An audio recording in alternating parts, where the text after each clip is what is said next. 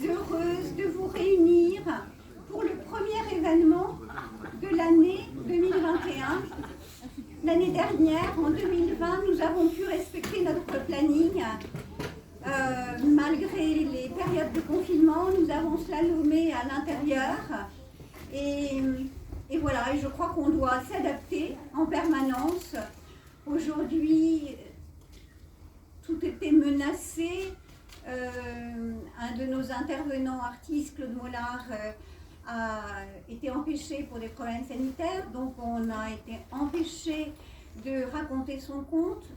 Aussitôt avec Jérôme, on s'est dit qu'on allait faire autre chose, donc il faut qu'on s'adapte en permanence.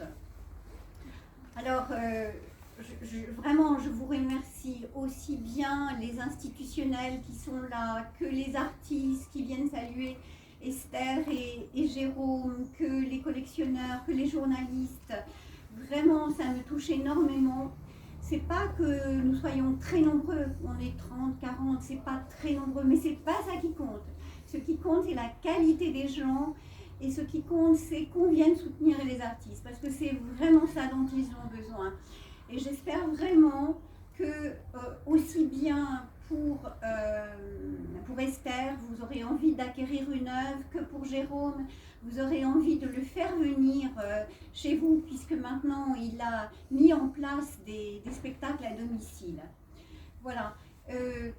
Vous dire un petit mot sur chacun des artistes et avant sur le sponsor qui nous offre du vin, Jean-Louis Laborde, qui est un grand propriétaire de Pomerol, le numéro 2 de Pomerol, qui nous a offert du Pomerol et du vin de Tokai, qui est un vin extraordinaire de Hongrie, puisqu'il a aussi des vignes en Hongrie.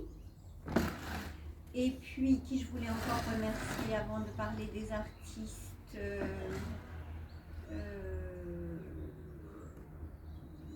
vous tous, voilà. Alors les artistes, Esther. Esther, c'est la deuxième fois que je l'expose ici. La première fois, c'était il y a 3 ans.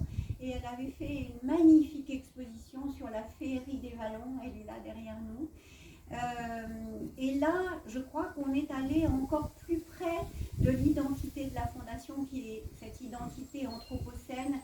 Vraiment, elle a travaillé sur une cosmogonie, une histoire de la création du monde, et dans un esprit de respect, de sauvegarde de la nature. J'ai une passion pour son Christ qui n'est pas crucifié mais qui s'envole, une passion pour son cœur de terre qui est comme un bijou mort doré qui s'envole dans le ciel.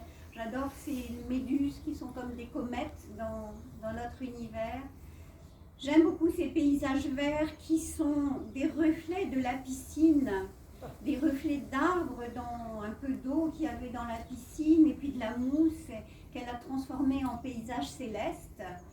Voilà, j'adore sa sensibilité, son imagination, et je suis très heureuse de l'accueillir une deuxième fois ici.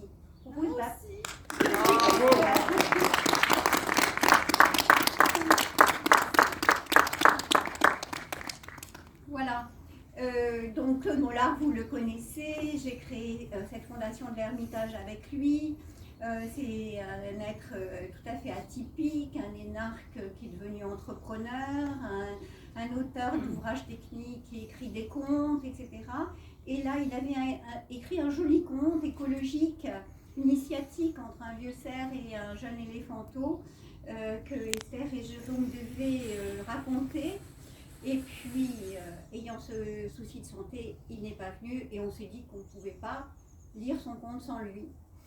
Et donc Jérôme, qui est passionné de poésie, Jérôme qui est aussi un être tout à fait atypique puisqu'il est diplômé de sciences politiques et qu'il est devenu instituteur puis comédien par passion pour la poésie.